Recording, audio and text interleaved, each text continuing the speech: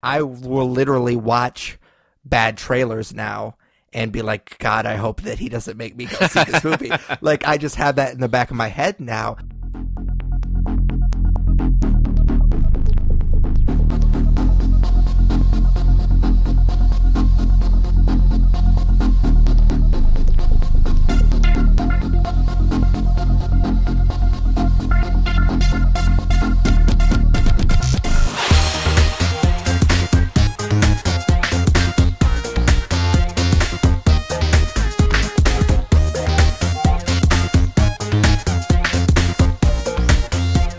Welcome, nerds, to another episode of the Nerds You're Looking For podcast, a weekly nerd culture podcast that discusses the culture through various segments. You can like us on Facebook, facebook.com/nerds-podcast.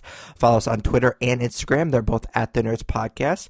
You can check out all of our content on our website, thenerdspodcast.com, including our YouTube channel, which is just kind of our gaming companion site. You can find that on YouTube, obviously, by just searching the Nerds You're Looking For. And you can also follow us, both of us, on Letterboxd. My account is at the Nerds Podcast. My co-host is at that Tyler Hunt. And I'm joined, as always, by my co-host, that Tyler Hunt. How's it going, man? I'm well, man. How are you? I'm good. I'm feeling a little bit better than I did earlier in the week. I got a little emo earlier in the week. I've never used the term mental health days before in my life, and I don't regret doing what I did because I feel a lot better. I took a couple of days off from basically everything and just kind of relaxed. Other than work, of course, I still went to work, but yeah, I just was getting a little stressed out on a few things. I haven't had the best luck when it comes to my car, and I didn't think I was going to get a promotion. That I got an interview that went really well the other day. So yeah, I was kind of feeling a little bit down on myself. So I took a couple of days off of a lot of the social media and a lot of the stuff that I do for the YouTube channel and the podcasts and stuff. So feeling a lot better. However, just kind of on a lighter note, I went and saw Isn't It Romantic the other night, and I don't want to talk about that movie because the movie's very, very forgettable, but I will say that we've talked about Breakthrough, which is a movie that unfortunately I will be seeing shortly in the next month or two. I think it comes out in April, and I saw the trailer for like the 100th time. Unfortunately, this time, somebody like literally was like fist pumping and cheering the trailer as we were watching it, and I've literally never seen that other than maybe like a comic book superhero movie, that type of thing, where there's like a dedicated fan base. I have never seen that, and to cheer and fist pump that terrible trailer just made me throw up a little in my mouth.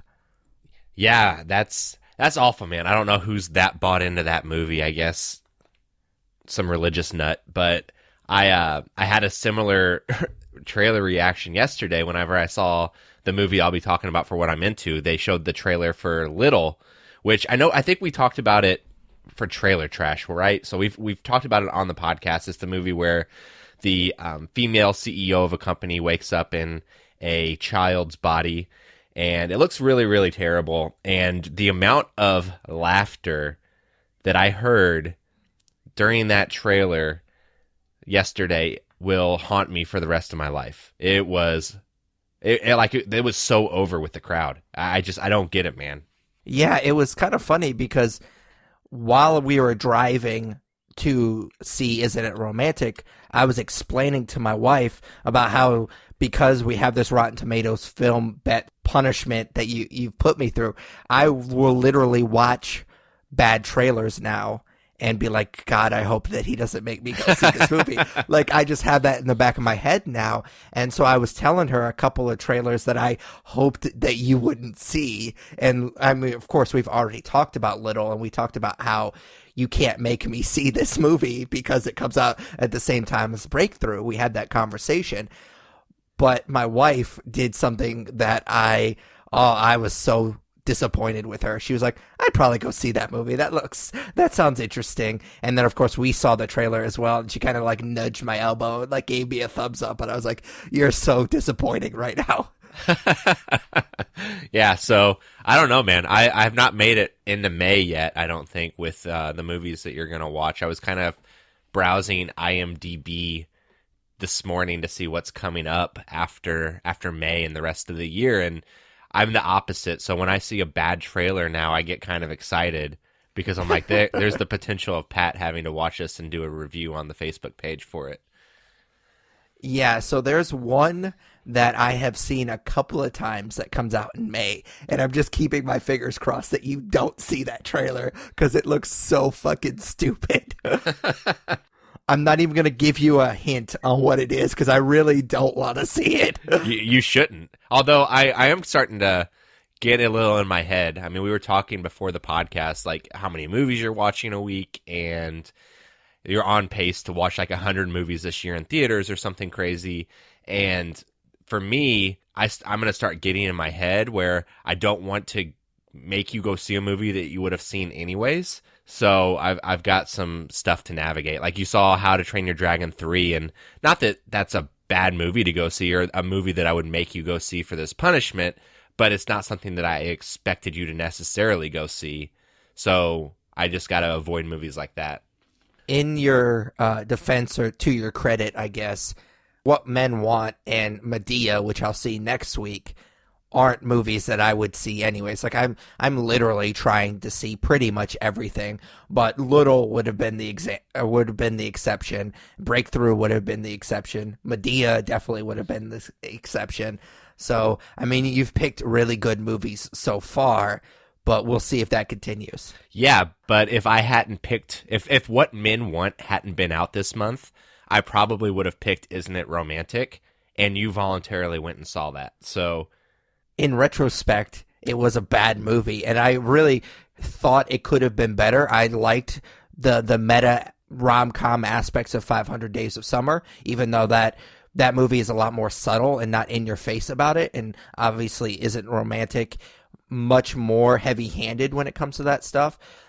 But I really kind of saw it because of my wife. We try to see movies on Saturday. That's kind of our thing now. She has a list as well as I do, so we'll see something. It's mostly more the kind of movies that she would want to see because she's had years and years of seeing movies that I wanted to see. So I'm trying to kind of pay it forward a little bit with that. So it was more of her wanting to see it than I wanted to see it. But I thought it could have been a lot better than it was. But it was just criminally unfunny, that movie was. Like, I think I might have laughed maybe once or twice, but there are so many attempted jokes in that movie. I just think that Rebel Wilson is the new Melissa McCarthy, where everybody thinks it's funny to watch her fall down because she's fat, and I've never thought that was very funny. yeah, absolutely, man. I mean, we've said it a lot. I think I've talked about a couple of Melissa McCarthy movies I've seen in the last year where that seems to be her MO now, which is so disappointing because she's amazing in movies like Bridesmaids, and that movie she wasn't funny in that movie because she was fat. It was other things in her dialogue and the character that she made for that movie. So it's always sad when they fall onto those physical comedy tropes. But although I might be talking out of two sides of my mouth, because you could almost say the same for Chris Farley, who was somebody I liked a lot when I was younger. So maybe it's just a situation where I'm not the correct audience for those actresses. For sure. Yeah, I could definitely see that with Tommy Boy and Black Sheep.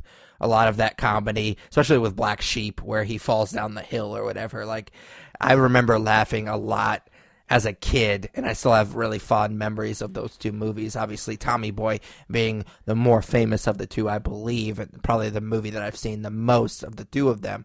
But yeah, I remember laughing pretty hard at that scene, and where he breaks the bunk beds and falls on David Spade. Like, there's a lot of that in his movies as well, and maybe it's just because we've matured and our sense of humor has matured.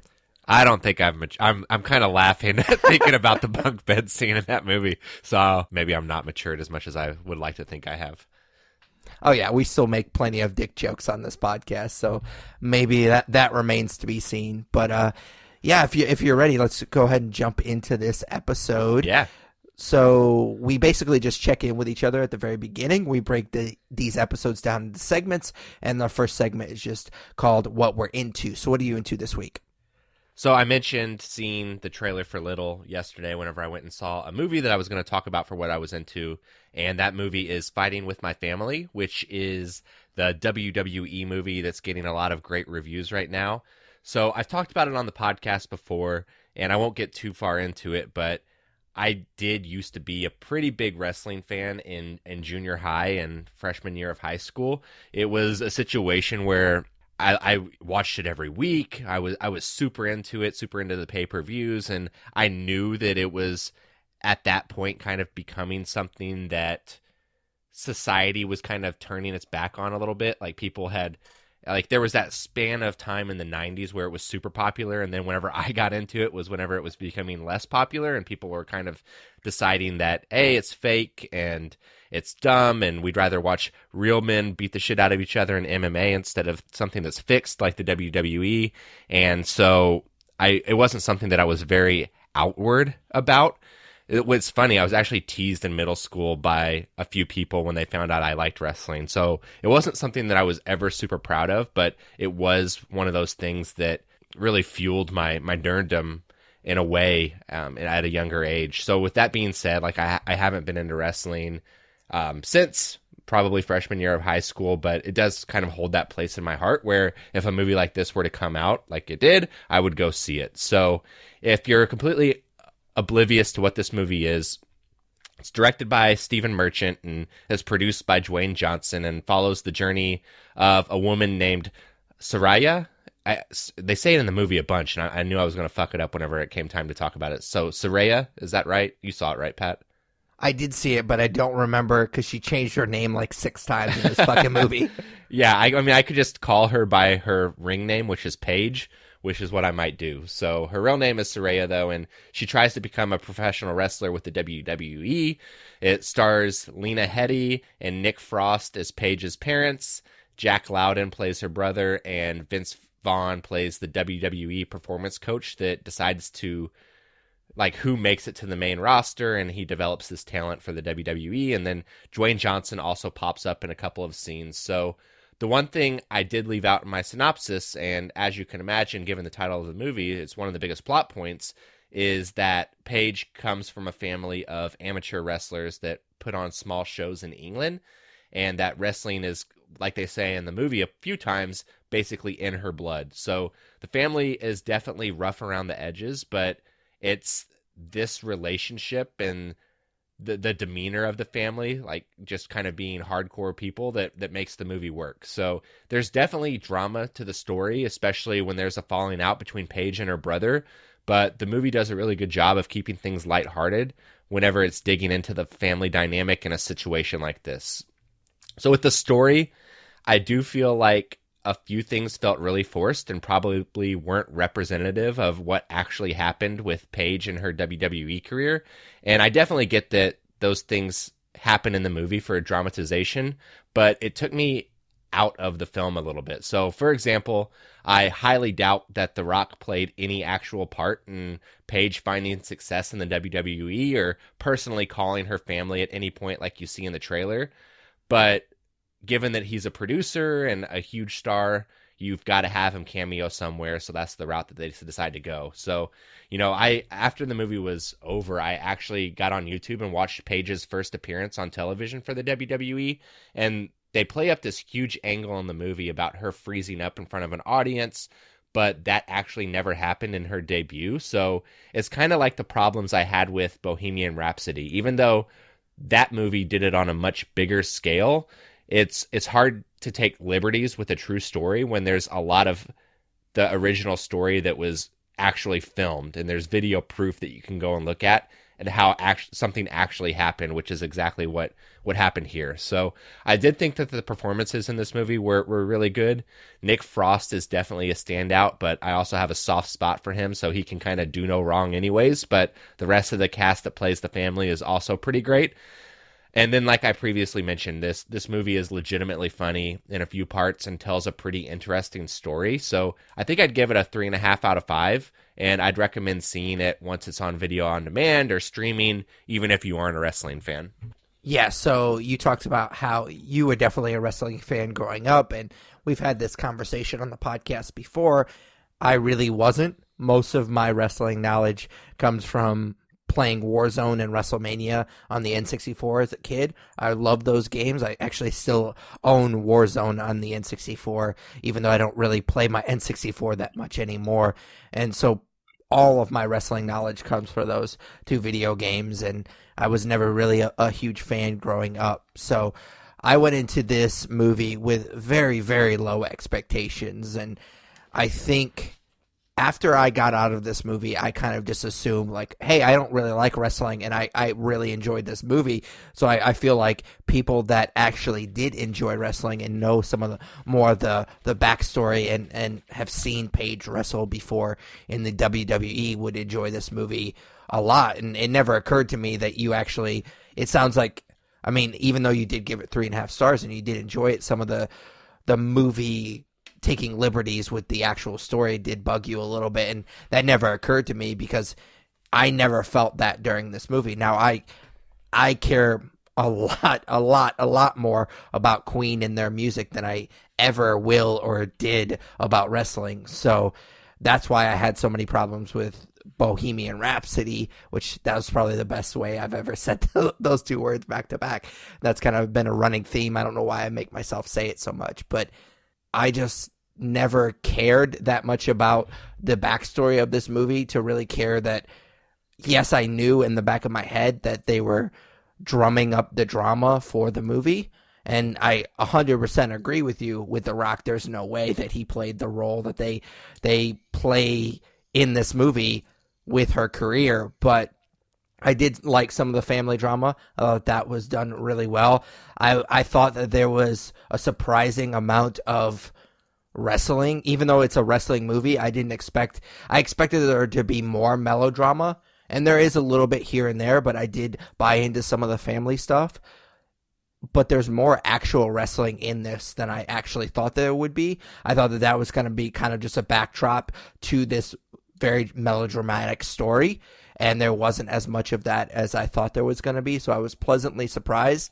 And again, even though, like you kind of pointed out, some of the stuff that bothered you during the movie, I still think that wrestling fans, bigger wrestling fans than I, will enjoy this movie more because, again, surprising amount of real cool wrestling stuff in this movie.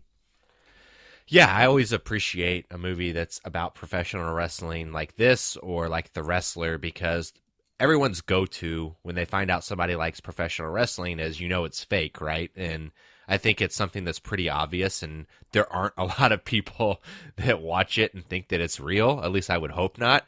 It's predetermined, but the movies we watch are predetermined. The television shows we watch are scripted. So I always like whenever a movie like this, or like I said, The Wrestler, kind of pulls the curtain back and shows what actually goes into putting on the show. So for that alone, I thought that it was an interesting watch. But with all that being said, what are you into this week? So I started watching Pen 15, which is a new show on Hulu. It was produced by the guys of Lonely Island, which of course is a comedy group led by Andy Samberg.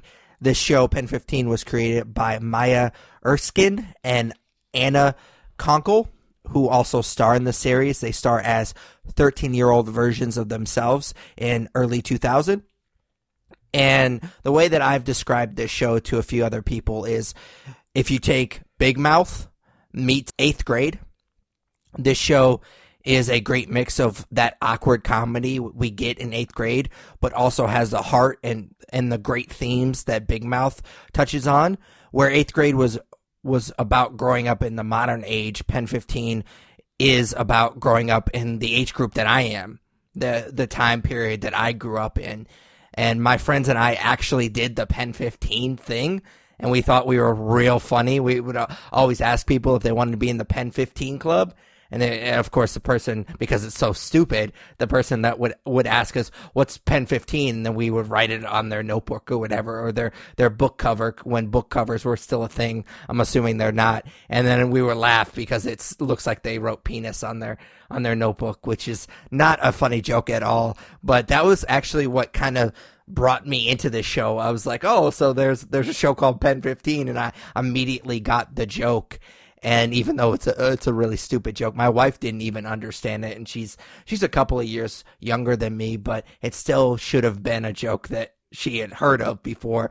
But that's how stupid it is that my wife didn't even get the joke because it's not very funny. But like I said, it's it's a show about growing up in the time period that I grew up in. There's even an episode about AOL Instant Messenger, and I thought it was pretty hilarious because at one point a kid uses a song lyric as his away message, which I'm embarrassed to state that I did even until I was like in college. Like, I didn't give that up until like I was like maybe a sophomore or junior in college. So that shows you how embarrassing I was and kind of how emo I was even into college. So there's a amount of, you kind of have to suspend your belief when it comes to 30-year-olds acting alongside real 13-year-olds in this show, and some of that is played up to comedy, obviously, because there's no way that they fit in with these people. And there's some scenes where I'm sure that they had to use like body doubles, or there's certain scenes where they kind of use weird camera angles and tricks because you know that they aren't allowed to kiss actual 13-year-olds.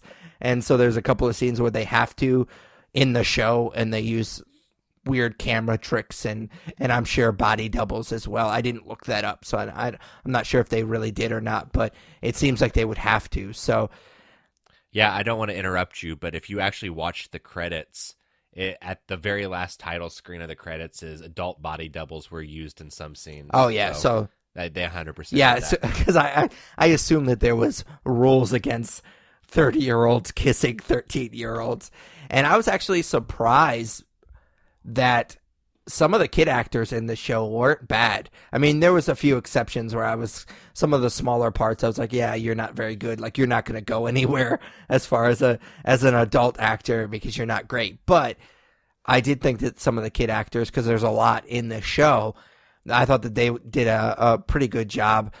I really honestly knew nothing about this show until it popped up on Hulu, and I'm happy to say that I really loved it. A lot of that has to do with the awesome nostalgia trip that it was to watch this show, being the age.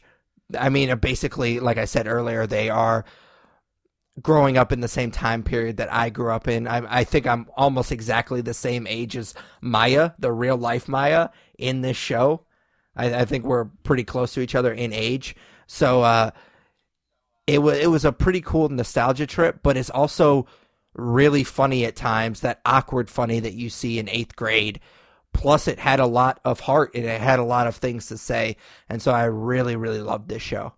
Yeah, so I started watching this show a couple days ago. I'm 4 episodes into its 10-episode run, and I'm also digging it quite a bit. I think that it's really good and it's brilliant, and similar to you, even though it's a show predominantly based on 2 females going through middle school and puberty and all of the stuff that kind of comes along with that, I obviously related to a lot of the themes because, like you said, it takes place during the time period where you and I were both in middle school. So definitely a fun watch, but there's also a few times where I start to get a little bit of anxiety and my chest starts to tighten up a little bit because of how reminiscent some of the things in this show are of what the struggles that you have when you're in 7th grade. So yeah, definitely a cool show, definitely brilliant. I thought it was interesting. I watched an interview with the 2 creators, and they said that luckily Hulu picked it up because Hulu has a lot of executives that are young and in their early 30s, so they related to the show like it sounds like you and I did, and that's part of the reason that they picked it up for the 10-episode first season. So I hope they get to keep making more because there's nothing else like this on TV. The humor involved with the 2 30-year-olds alongside real kids is great, and I'd love to see these stories continue. 100%. And it's a really good show, especially if you're along the same age as Tyler and I. I think you would definitely get an extra kick. Even if you're not in that age group, I still think that some of the comedy and some of the themes are really great. But especially if you're along the same age as Tyler and I think you will definitely just enjoy it for the nostalgia kick. Awesome, man. All right, so our next segment is just plainly called Comics. Tyler and I read a ton of comics each week, and we like to spotlight 1 or 2 an episode. So what'd you read this week?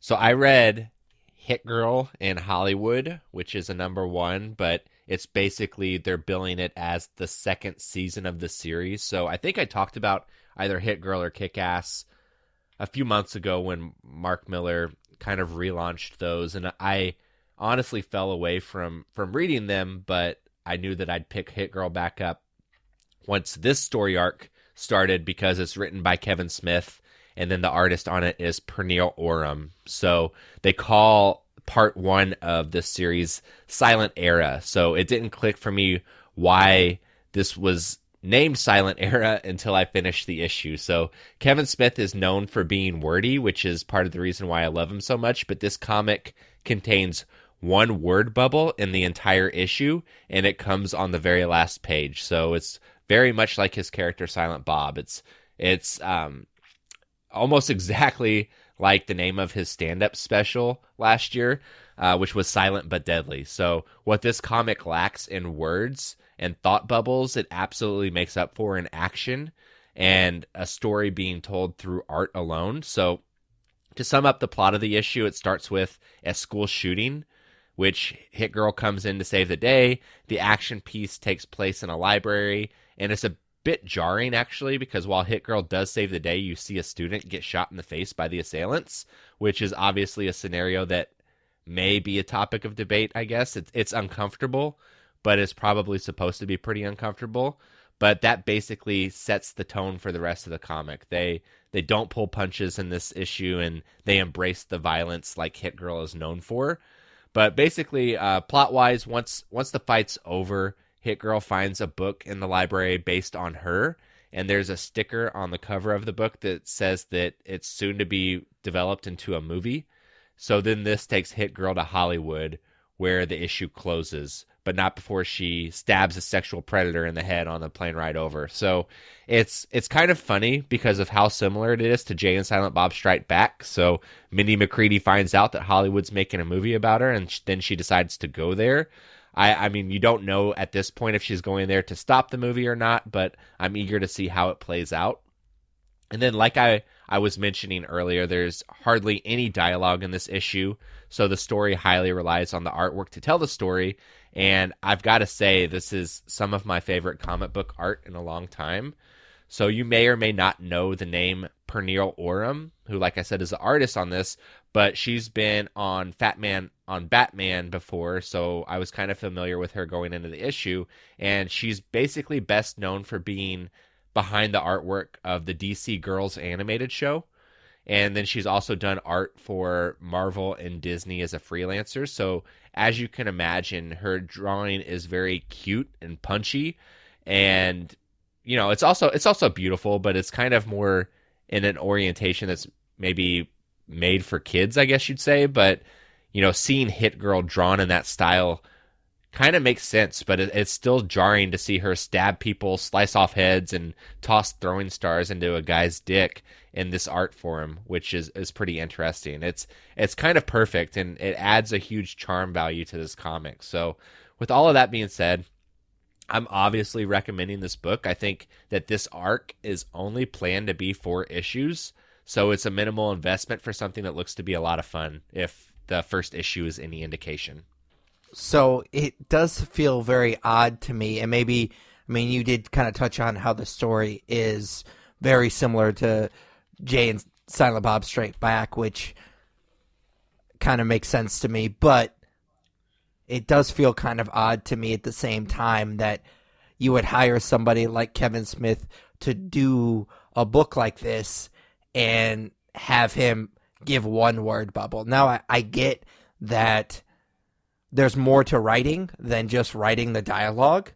Obviously, you're the one that comes up with the story, what happens, and a lot of times the best storytelling doesn't have a ton of dialogue in it. So I get that, and maybe he's trying to do a little bit more than just his typical, like, super dialogue heavy kind of work.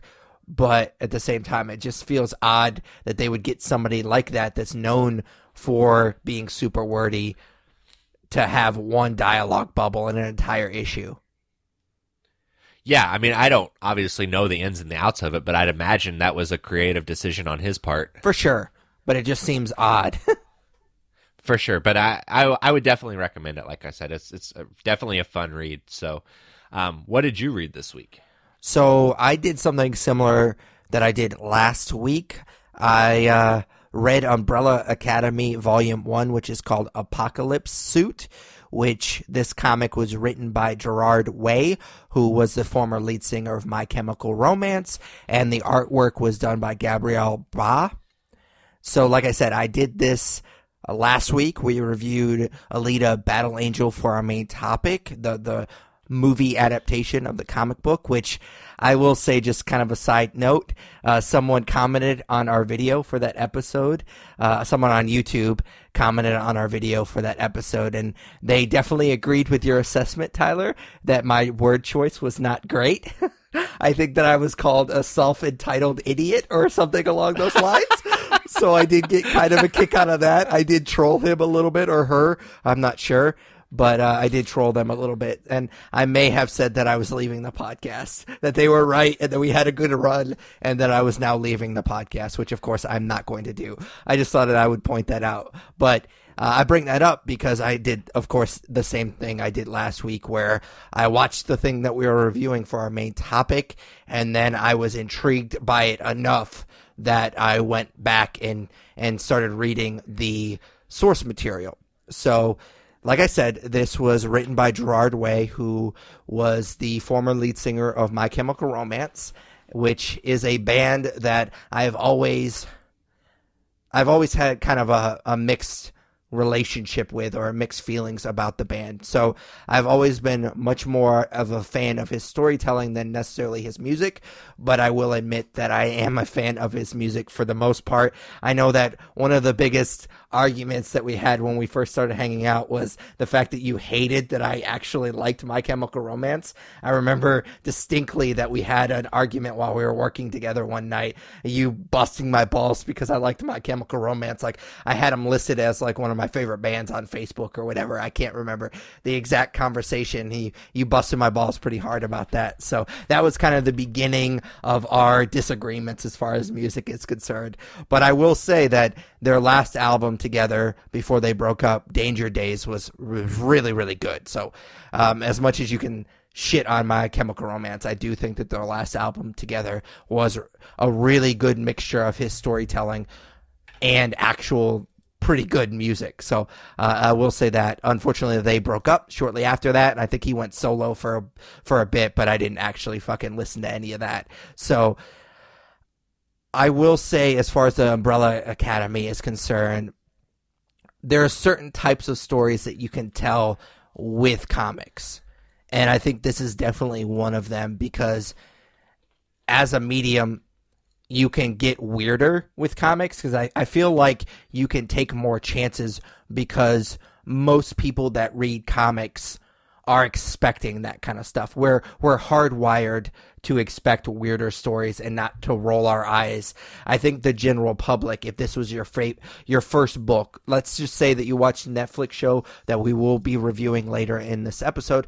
If you watch that show and you're like, man, I really like this show, let me read the source material, and it was your first comic book ever, I think you'd be turned off pretty quickly, because it gets very, very weird very quickly. So I do think it's a story that can only be told. This comic book story, could only be told by this medium. And I'll get into some of the changes and stuff when we review the series here in a little bit. But I really liked it quite a lot. Like, unlike Alita Battle Angel that I talked about last week, where I didn't like the source material enough to keep up with the book, I definitely think that I will be reading the rest of the volumes here in a little bit, just because I really liked some of the changes. Yes, it's goofy. It's definitely goofy, and it gets very weird very quickly, but it's a good type of goofy, and I like a lot of the differences that the show took. I appreciate some of the differences, that the liberties that they took with the source material, but at the same time, I can appreciate both of the things as two separate entities. Like, the MCU has taught me to appreciate comics and appreciate movies or TV separately, and I definitely appreciate this story for what it is, and I, spoiler alert, appreciated the TV show for what it was. So it's definitely something that, as long as it's not your first comic book, I think that it's something that everyone should read, because it's really, really good. Yeah, so I'm definitely intrigued. I don't want to get into it too much because we're going to review Umbrella Academy here in a little bit, but I imagine that I will go back and read the comic at some point because there's not a ton of issues. I know that they've done like 4 volumes, but each volume is like what, 6 or 8 issues. So it's not like this some huge undertaking to get caught up on it. Yeah, I was actually surprised because Alita Battle Angel, the first volume, I think was like 300 pages for what that's worth on Comixology. And then this one I think was like less than 200. So it was substantially shorter than Alita Battle Angel. So I was actually kind of surprised by that. And I've read other volumes of different books on Comixology. It's kind of something that I like to do to get caught up because it was like a decade-long period where I didn't read comics at all, and there was a lot of great stuff that came out during that. And so I've been finding myself doing that with a lot of stuff, just reading the volumes on Comixology, and it does seem like the Umbrella Academy was a tad bit shorter than what I'm used to when I do that. For sure. So I do want to comment on the whole music aspect of Gerard Way. And, you know, for what it's worth, My Chemical Romance has a couple songs that I do like. I think it's more so the culture around My Chemical Romance fans that has turned me off to that band. So I actually saw something funny that was shared on Facebook the other day, and it was this tweet that I guess a friend of mine on Facebook felt like resonated enough with them that they needed to share it. But it was basically, it says, Gerard Way did not become the savior of the broken, the beaten, and the damned, just to be known as the dude who wrote Umbrella Academy. And that's such a fucking schwatty thing to say. He can be this musical guy and write the Umbrella Academy. He's not your fucking savior. He's the singer of a band. Like, that's the kind of shit that turned me off to My Chemical Romance. And I'm glad to know that even after 10 or 15 years after that band had the height of its popularity, that these fans that are in their 30s now can still come out of the woodwork and be little emo bitches about it. This is a bigger conversation, and it's a conversation that I think we've had before, but you could say the same thing about Avenged Sevenfold, which is one of your favorite bands, if not your favorite band of all time. But you could say the same thing about my favorite band, Coheed. I was literally at a concert one time, and I was standing behind a guy that was literally like preaching to these teenage girls that didn't give a shit about what he was saying, basically just hitting on them about like how much he knew about Coheed and like how they formed and some of the mythology behind their music and stuff like that. And don't be that guy. And I think that you could say that about any fan base, really, is that you have douchebags in every fan base. Yeah, that's fair. I mean, there are definitely douchebags in every fan base, but My Chemical Romance seems to have a majority of them. So I'm sure, I doubt that Gerard Way set out to have that fan base. Like I said, there's a few My Chemical Romance songs that I like and appreciate, but it's like, all right, the band's not a thing anymore. Go back to whatever you're doing now as an adult. Don't need to bring out the emo side again. Yeah, but I did bring out the emo side of me earlier this week, so I guess I still have a little bit of that left in me. Different type of emo. All right, man. So nerd news, what do you got this week? So a few different stories here that I wanted to bring up. The first one is me just kind of reporting the news, I guess, but it's obvious. It was pretty obvious that it was coming, and that's Punisher and Jessica Jones were canceled. I guess the only interesting thing about that announcement was that they didn't wait for Jessica Jones season 3 to come out, so that show is still going come out. It's in production now. That will be the last Netflix show from Marvel on Netflix. So that being said, those shows are no more. I think that the reasoning I read was that it was becoming too expensive for Netflix to keep those shows, and that Disney and Marvel were kind of hiking the price up to make them, because obviously they want to put those types of characters on their own streaming service and are kind of separating with Netflix. So this was just kind of them doing it preemptively. But like I said, not super surprising. Yeah, so there was two things for me. One is the Punisher getting canceled. It just seemed not surprising at all. The most surprising aspect of it was the fact that it seemed like with Luke Cage and Iron Fist and Daredevil and all the other shows that they had canceled previous, it seemed like they let the new season breathe for a little bit, and it didn't seem like they gave the Punisher season 2 very long to breathe. And so that was the most surprising aspect of it. We knew it was coming. We talked about it when we reviewed season 2 of The Punisher. We knew that he was going to get canceled shortly after. It just didn't seem like they let it breathe too much like they did with the other shows. And then, of course, Jessica Jones, you brought it up. It was weird that they canceled it before the new season even was released. I know that you said that they have come out and said it was too expensive, blah, blah, blah, but it just seems like, to me, everybody knew that this was coming, and so they might as well just make it official at the same time. Just get it over with. We all know it's coming eventually. Why go through the Dog and Pony show? Why go through that just to cancel it after the fact when everybody knows that you're going to cancel it anyways? Like, they were never going to hang on to Jessica Jones. That's the thing that bothered me. Like, if you're going to hang on to one show, it would be Daredevil or it'd be The Punisher or whatever. Like, it'd be a bigger property than Jessica Jones.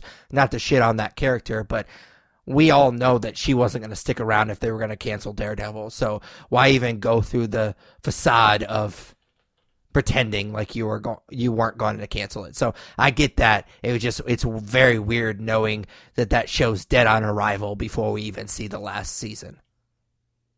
No, totally agree. Whenever I read the headline, I was honestly thinking, oh wow, they canceled Jessica Jones, they're not going to do season 3.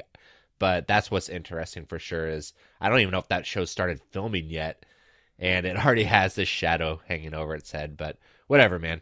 Let's see. So this next story, it's not so much a story, but I wanted to get your take on it because it's super weird to me. So they announced this week that they're beginning the filming on the Jumanji Welcome to the Jungle sequel. So The Rock put some stuff out, like Danny DeVito's in it, and I was like, okay, that makes sense. And then I looked to see when this movie was being released, and it's being released December 13th of this year. And they're just now filming it. I know that seems like a lot of time, but I'd imagine there's a ton of special effects involved with a movie like this, so I don't know how they're making that release date. Yeah, that is kind of strange. We haven't even seen a trailer for it yet. Normally with a big blockbuster like this, we would have seen a trailer or something if it's coming out at the end of this year. So it's very, very odd to me. I saw the same thing, and I didn't know about the release date, but I did see that The Rock was posting stuff about them filming it. I'd heard the Danny DeVito stuff. I think it was late last year when they announced that. So I knew that he was going to be in that movie. I'm curious to see what role he plays. I hope that everybody else is back. But yeah, that's a very, very quick turnaround, and I hope that it doesn't show in the quality of the special effects, because all that stuff is done in post, obviously. So I'd be curious to see if that's going to affect the quality. I'd almost double down on saying that it gets pushed back. If I remember correctly, the first one got pushed back like a year or a half a year. So I'd imagine this one will as well. That being said, just another point of conversation is part of the reason I knew that this movie started filming was because I'm a huge fan of Jablinski Games, which is Jack Black's YouTube page, and his 18-minute video this past Friday was of him quote-unquote training for the Jumanji sequel, and it involved him like cutting his beard and dyeing his hair and that kind of stuff, and then hanging out with his stunt double, which was really funny. So I know that you made a video on the Nerds You're Looking For YouTube page where you kind of talked about it whenever he first announced it, but it's becoming almost like this troll channel where every video opens with him saying, sorry guys, no gaming this week because of something with equipment or whatever else. And then the videos typically involve him doing some type of gaming, even if it's something like pinball. But I just think it's fucking brilliant. Like, he's so funny. Oh, yeah. And I honestly, he got me for a while. Like, there was a couple of episodes or videos where I was just like, oh, man, I can't wait for him to actually start gaming. And then I think it was the Fortnite video where he came out and it was clear that he wasn't actually playing the game. And so I thought that was the moment that I was like, man, this is genius. This is just a huge troll job. But because it's Jack Black, like I think that once people get over that it's not really going to be a gaming channel, that it's basically just him trolling, I think people will still stick around just because the videos are so funny. Absolutely, man. So speaking of gaming, I do have a video game headline that I wanted to share, and that's that there is a report and a rumor that Xbox is going to start publishing games on the Nintendo Switch, at least games that are able to run on that console. There's not a ton of details. People don't know if they're actually just going to put the games out or put something like Xbox Game Pass on the Nintendo Switch, but that's obviously pretty big, as we've talked about, like cross-pollination of the three systems. That'd be a huge move on Nintendo and Xbox's part. Oh, yeah, 100%. And with these Battle Royale types of games, I know Fortnite, it was a big deal when they started talking about cross-play and moving your account from one system to another system, because as I've talked before, I don't know if there's a ton of people out there that switches its only console, like switches their only console.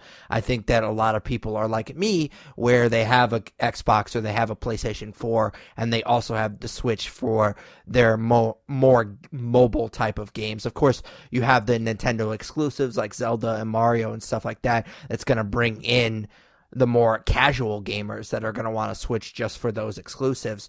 But I think a majority of the gamers that have a Switch also have a different console. So it'll be very, very cool if you are able to play your Xbox Game Pass, which is something that I had for a little bit, but I recently dropped it just because I felt like I didn't use it as much. But maybe if that's the case and they bring that over to the Switch, it might be something that I eventually get again. Yeah, definitely cool, man. So I hope that this kind of stuff continues.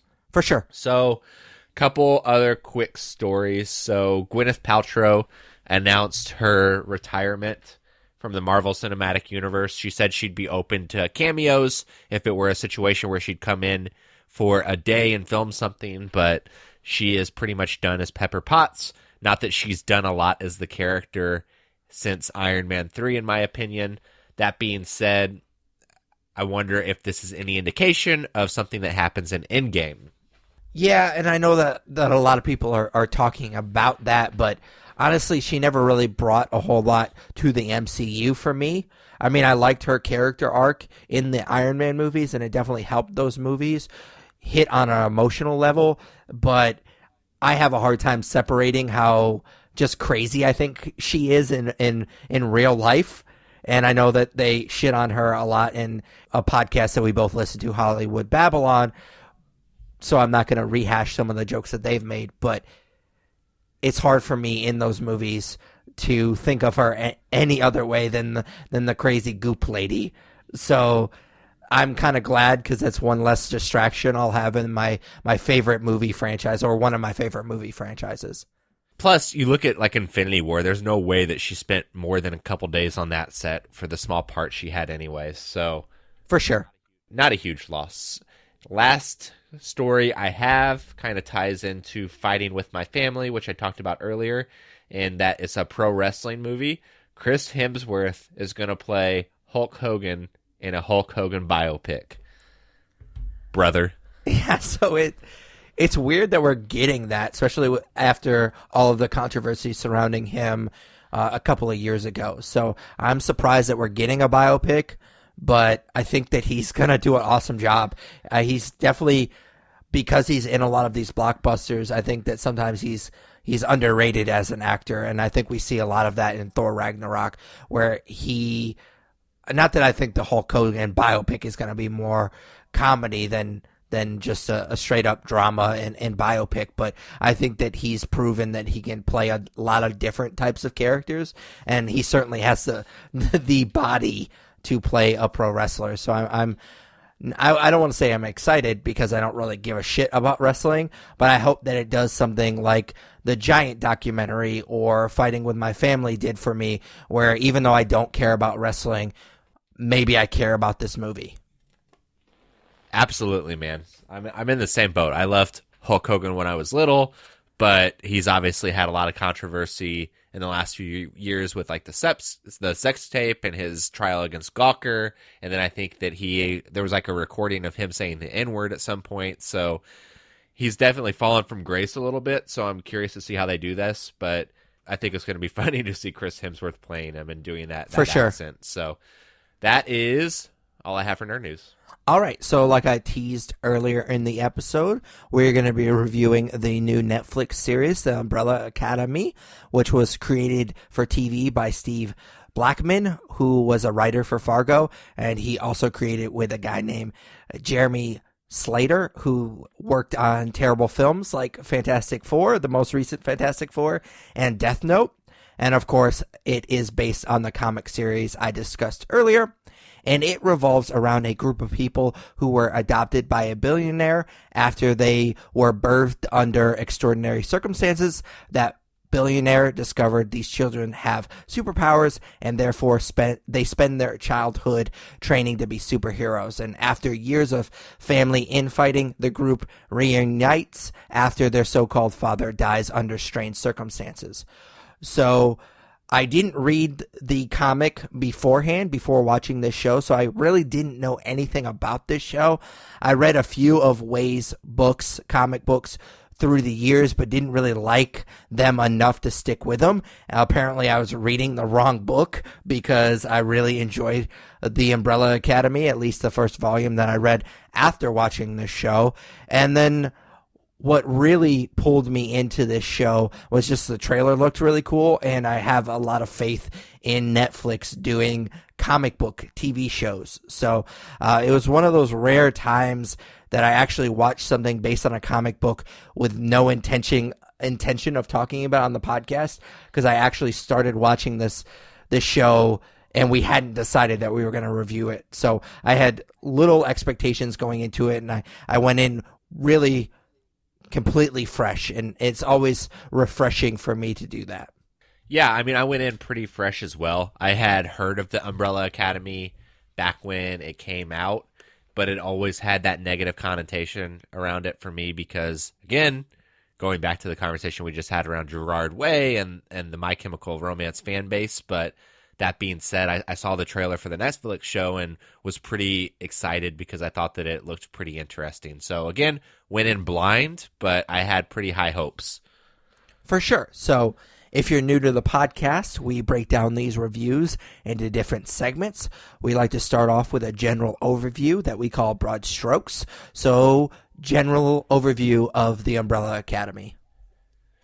So, the Umbrella Academy is not a perfect TV show, but I had a lot of fun with it. There were points throughout the season where it really shined, and at other points it kind of dragged or felt like the story was going in an unnecessary route, which I'll get into in the story section. But with that being said, I woke up this morning and wish I had a few more episodes to watch and was bummed that there wasn't more story for me to pick up with. So, given that, I was obviously a big enough fan of season 1 to be clamoring for more. 100%. We're going to go back to what we usually do. We took a break from agreeing on pretty much everything with Alita Battle Angel, but we're going to go back to agreeing, at least on this show. It starts off pretty slow.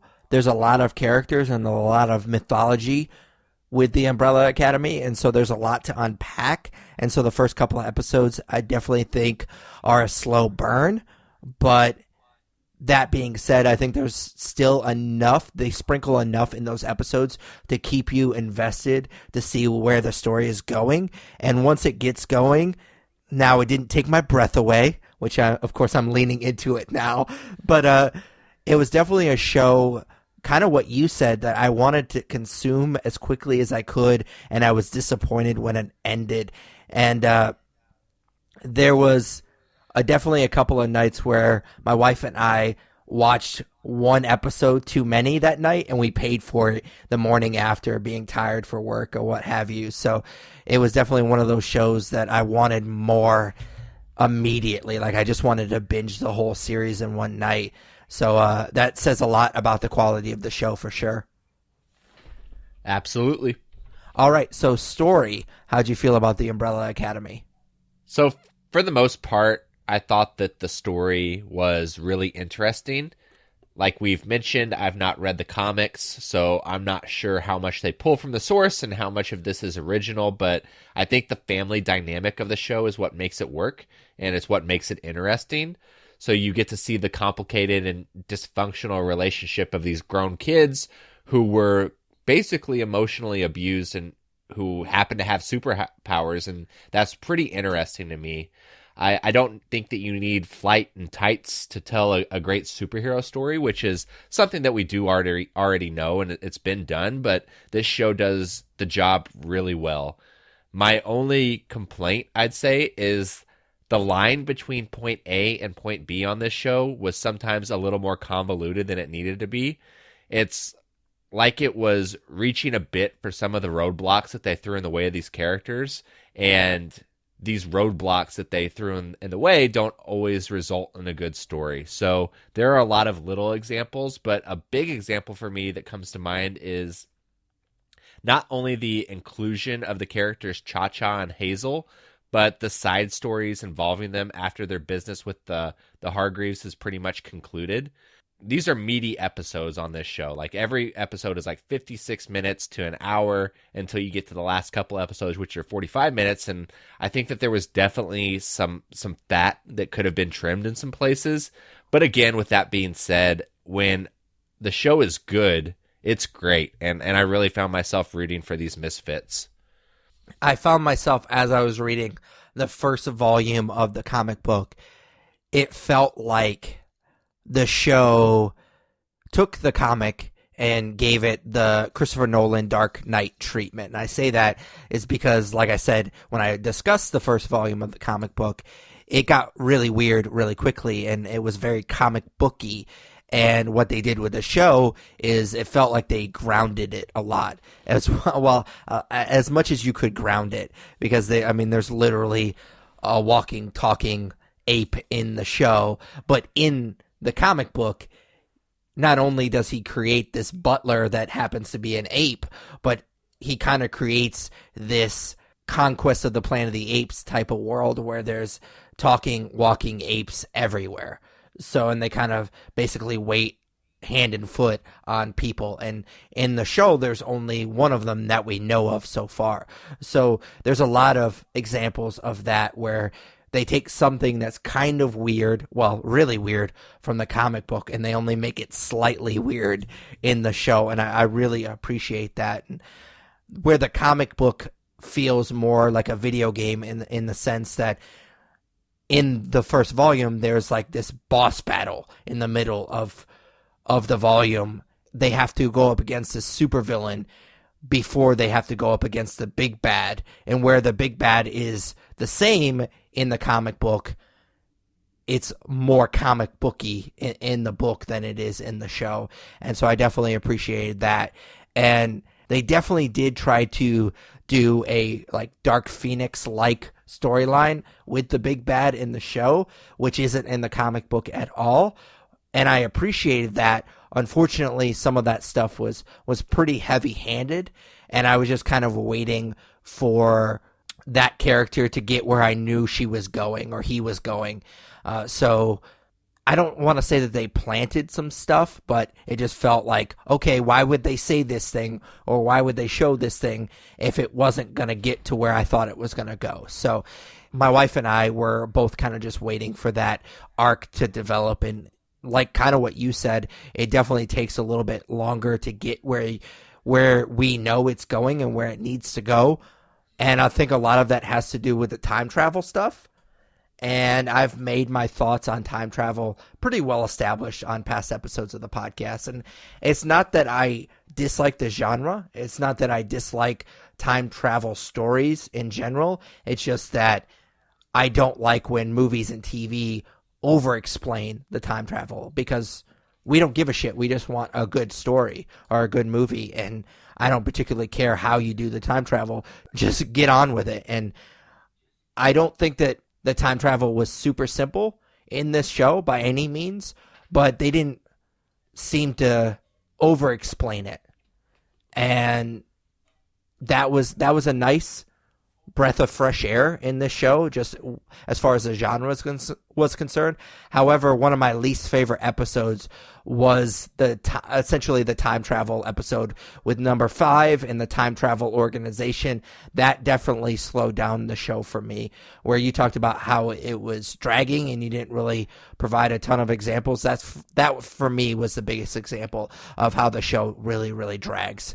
And I think it was like in the middle of the season where that episode took place. So I was pretty disappointed with that. But on the other hand, they did a really good job of developing some of these characters, even if some of that development happened with the time travel. Like, I love the Klaus going back to Vietnam War and how that played a role in his character. I thought that was really well done. I thought that at least Hazel was pretty well done, and maybe we'll disagree a little bit on that point, but I think that some of the character development is one of the reasons why I wanted to binge this show as much as I wanted to. The other thing I like about the story is there are a lot of unanswered questions about this family and, why all of these kids were born on the same day to mothers that were not pregnant beforehand, and, what happened to the other 42 kids that didn't get adopted, and so on and so forth. So I know that we still have a little bit of a review to go here, but I really hope that it gets picked up for a season 2, because there are a lot of avenues that this story can go, and I'm excited to see them potentially do so. For sure, and that's a really good point, because that was something that my wife and I talked about as we were watching the show. We kept asking those questions, like, why did he only get 7 of them? What happened to Ben? All these other questions that don't get answered in the show, I think will make for a really interesting season 2. Plus, the way that season 1 kind of ends on a bit of a cliffhanger. So there's definitely room for this show to grow. And it's something that we've discussed with other shows, where this show definitely starts off on a weird premise, but there's enough to unpack that you could have multiple seasons. I think shows like maybe Lost and others, where they start on such a weird note, they don't leave themselves places to go. And I definitely think that this show did a really good job, like you just said, leaving enough unanswered that multiple seasons could be really, really interesting. For sure. All right, so our next segment is performances. So how do you feel like everybody did in the Umbrella Academy? I thought that the performances were really great. It's not oftentimes you get a big ensemble like this where everybody is doing a pretty awesome job. So, I could run down the cast, especially all of the Hargreave kids, and explain why they were great, but just know that they do a really good job. The one caveat to that, I would say, is that Robert Sheehan, I guess is how you'd pronounce his last name, who plays Klaus, I was not a fan of what he was doing. Really? I thought he was pretty good. Well, if you'd let me finish, you fucking dickwad. Yeah, because you've never interrupted me before. Yeah, I had to give you a taste of your own chwatty medicine. But no, I didn't like what he was doing at the beginning of the season. But as his character, to your point, develops and grows, by the end of the season, I really appreciated what he had done. But one of the things that made me cringe about his performance was in one of the first 2 episodes, he's wearing one of his sister's skirts, and he's talking about how the air really flows on your bits, and like that whole performance was really cringeworthy to me. I thought that it was a little forced, but as his character grows past that, and spoiler alert, gets kind of sober throughout the season, his performance grows, and I really appreciated what he ended up doing with the character. So yeah, besides that, I really didn't have any issues. I thought that everybody was great. I thought that Aidan Gallagher, who played number 5, it's always hit or miss, like I talked about with Pen 15, with kid actors. And since his character is a kid as far as his appearance is concerned, but he has to act like an adult, I thought that he did a pretty good job with that. The biggest standout for me, other than him, would be Cameron Britton, who plays Hazel. He is really, really good in Mindhunter. I don't know if you've seen that show. I think it was a Netflix show, or maybe it was a Hulu show. I can't remember. Maybe it was Amazon. I don't know. It was on one of the streaming services. But he plays a serial killer that gets interviewed a lot in that show. And it bothered me the entire time I was watching The Umbrella Academy because I didn't want to look it up. I wanted just to figure it out. But he plays such a different character, and he looks so different in Mindhunter that he does in The Umbrella Academy. But he does something that he does in Mindhunter as well, which is he steals pretty much every scene that he's in. He's really, really good.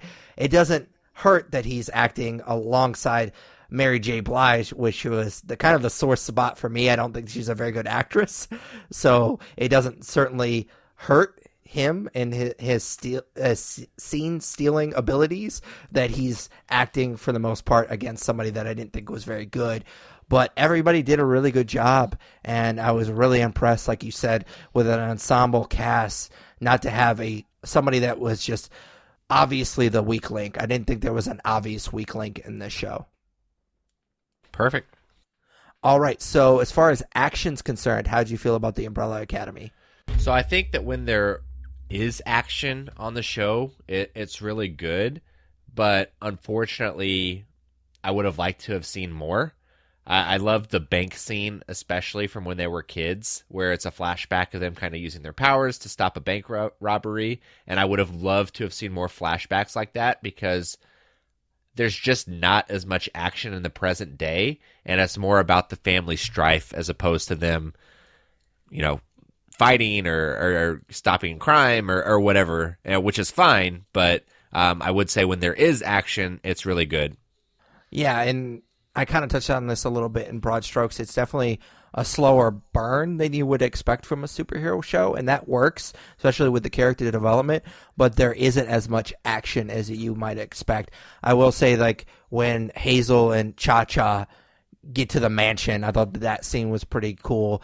I was pretty impressed with the fact that even though they had essentially a superhero that could knock people through walls, there wasn't a ton of that type of action in this show. And I think that the fact that they all had different abilities made for different types of action, which I thought was pretty impressive, even though Klaus doesn't really have a very useful superpower. I kept thinking that throughout the entire show, and that was a little bit disappointing. He actually has different powers. I mean, he has the ability to contact the dead, but he also has a couple of different abilities as well in the comic book that makes him a little bit more useful as far as the team's concerned. So I was surprised that they didn't bring that up in the show. But yeah, the action was definitely left a little bit more to be desired. I will say that this was something that occurred a lot throughout the show is I felt like they were trying to be cute with some of the music choices during the action scenes that just didn't play for me at all because I just didn't like some of the music choices that they made. It felt like they were trying to be too cute for their own good. And it was very, very distracting. Every action scene had to have this weird, like, poppy song to it. And it felt very, very strange to me. I'm glad you brought that up. I love the musical choices that they had throughout the series, and I think that it's a situation where Guardians of the Galaxy kind of set the tone for that. So it's not always something that's the most unique thing, but I appreciate that this show did it and that it was done pretty well. Okay, so notable episodes? Sure. So, I mean, you just want to go back and forth?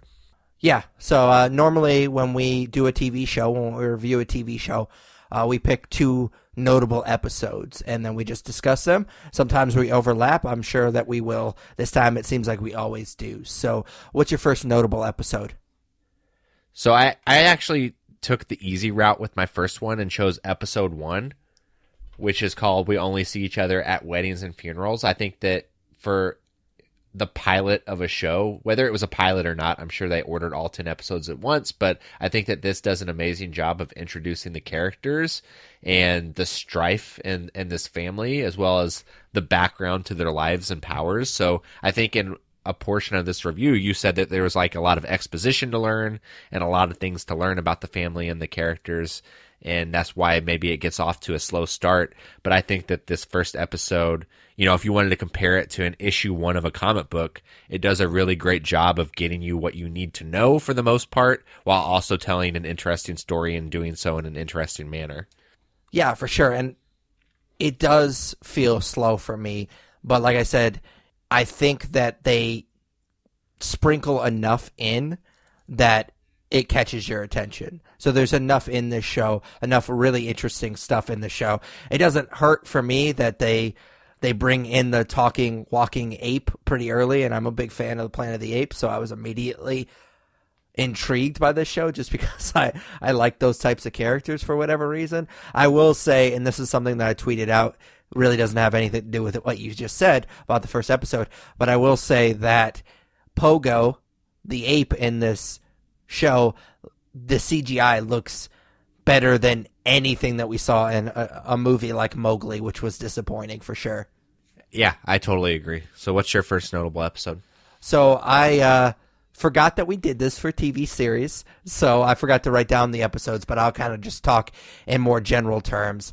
I believe it was like I think it was like the 5th or 6th episode, and I've already kind of touched on it a little bit. I think it was called Number 5, if I'm not mistaken.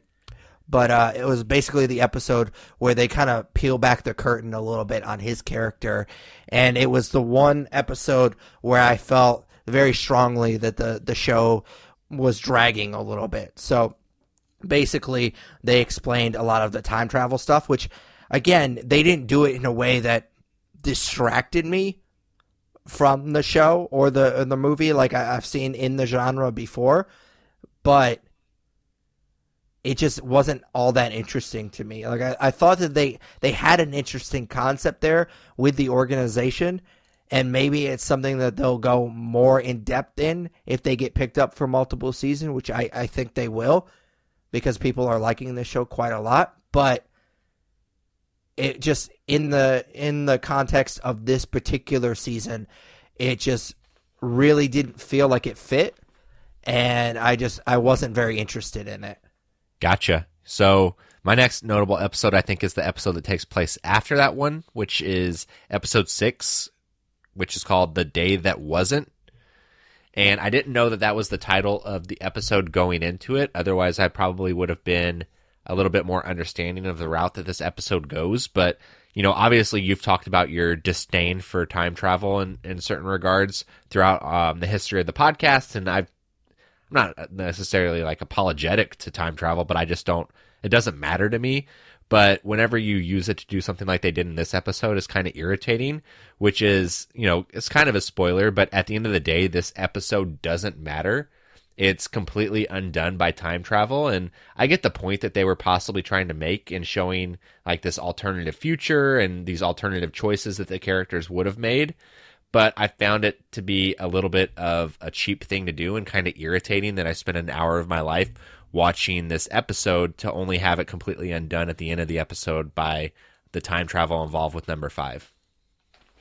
Yeah, and that definitely felt cheap, and that's one of the problems I do have with time travel stuff is if he can just go back and continually go back, then what does it fucking matter? Like, none of this has very high stakes if you can just keep going back. And my wife and I kept saying that throughout, like, towards the end of the season. Like, okay, well, if they mess this up, then they could just go back. So it does kind of take some of the thrill out of the show when you think about it too hard. But with most time travel stuff, if you just kind of suspend your belief a little bit, it definitely makes for a more interesting movie or TV show. Absolutely. So did you have one more notable episode? Yeah, I kind of did what you usually do, which is I try to take a negative episode and then a positive episode. So one of the episodes that I really enjoyed, which I did enjoy the first episode that you already brought up, but one that I did enjoy, which was the last episode, or the second to last episode, excuse me, which was called Changes. I did really like the Dark Phoenix stuff that they tried in the show. Even though I didn't particularly like Vanya's boyfriend, I thought his character was kind of lame. I did like when they finally started to peel back the layers on her character, and I thought her ability was kind of cool. And so they did some really, I think, interesting stuff with special effects and whatnot with her character, and you see a lot of that in this particular episode. So her arc, even though I could take or leave the boyfriend stuff, I did really appreciate, and you see a lot of that in the second to last episode. Which Awesome. So you ready to put a star rating on this thing? Yeah, what'd you feel about the Umbrella Academy? I think I talked myself up to a 4 out of 5 for season 1.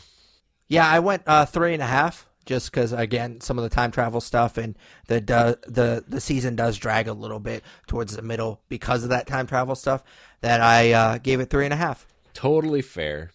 All right, so our last segment for each episode is we just kind of like top it off with what we call a nerd favorite. Basically, we take turns asking each other a very nerdy question. I think it's a question that a lot of nerds have these similar type of conversations, and that's why we like to end each episode with it. So the topic changes from episode to episode. We'll ask what your favorite blank is. And so I'm going to do something a little bit different this episode. We've been kind of going back and forth with whether or not we kind of stick to that concept per episode. But the Razzies were the other night. So the Razzies, if you're not aware, is basically an award show, if you can call it that, where people hand out the worst in film. And it's always on the eve of the Academy Awards. We're recording this Sunday morning, so later in the day, we will see who wins all of these prestigious awards with the Academy Awards. But they had the Razzies last night, and I'm just going to do a real quick recap. I did think it was funny that Donald Trump won the worst actor.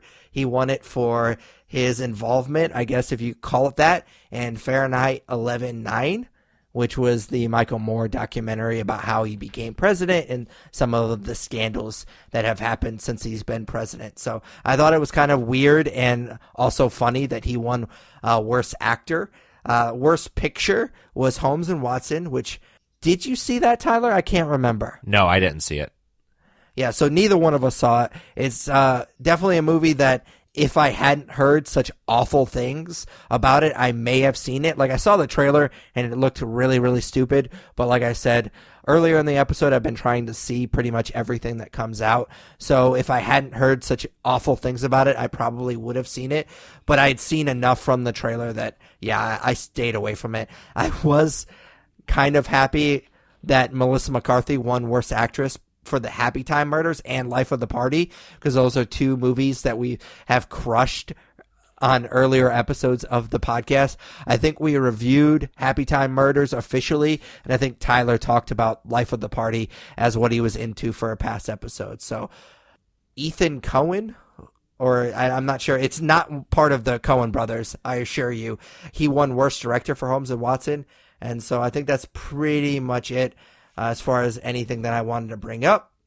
But the question that I want to pose to you, Tyler, and I've been kind of giving you a little bit of time to think about it, is I want to talk about what film in the history of the Razzies is your favorite film. So obviously we're talking about quote-unquote bad movies. If you won this award, you're pretty much a bad movie. But there are some winners that I don't necessarily agree with. I'll read off a couple of past winners, most recent movies that have won the award. And again, I'm kind of just stalling, so Tyler has a little bit of time to think of his answer. Of course, Holmes and Watson won this year.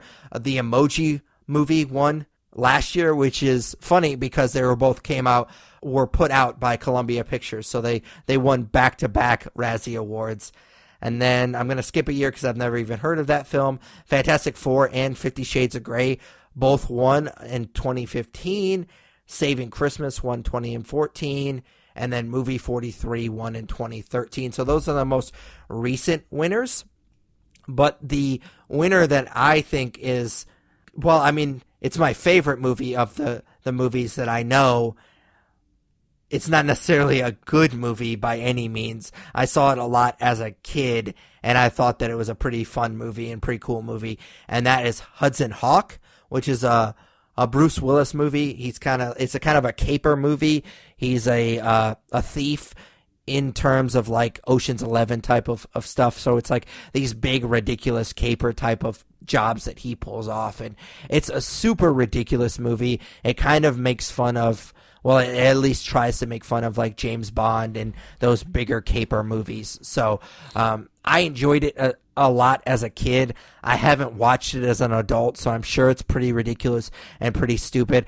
Even as a kid, I thought that it was kind of stupid, but I appreciated it for how ridiculous and fun it was.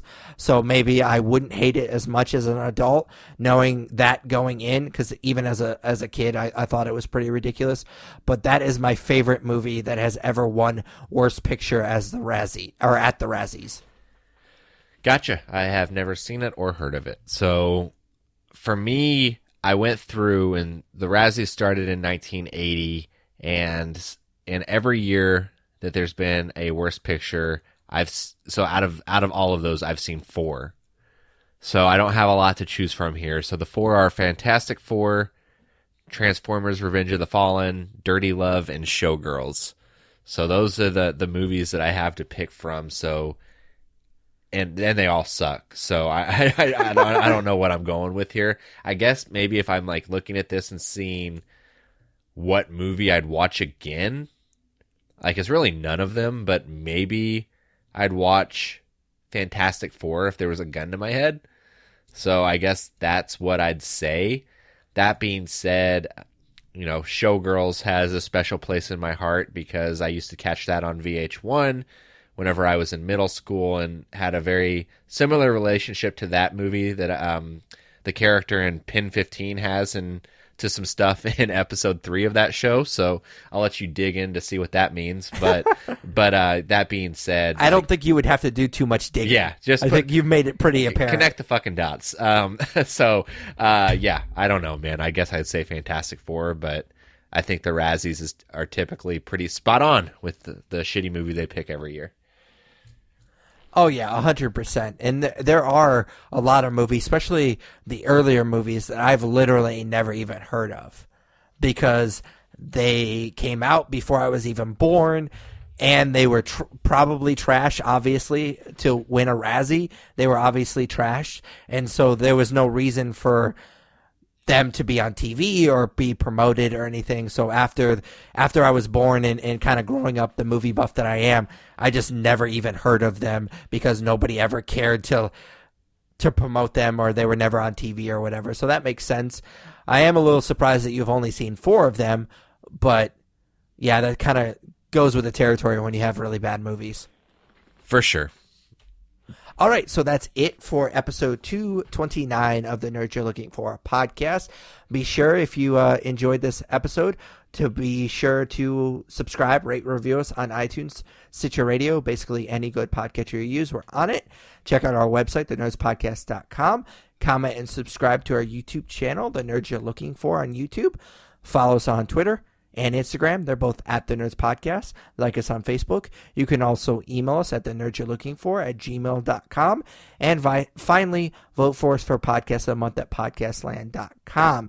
For Patrick Kuhn, Tyler Hunt, we are The Nerds You're Looking For. Take it easy, nerds. Later, guys.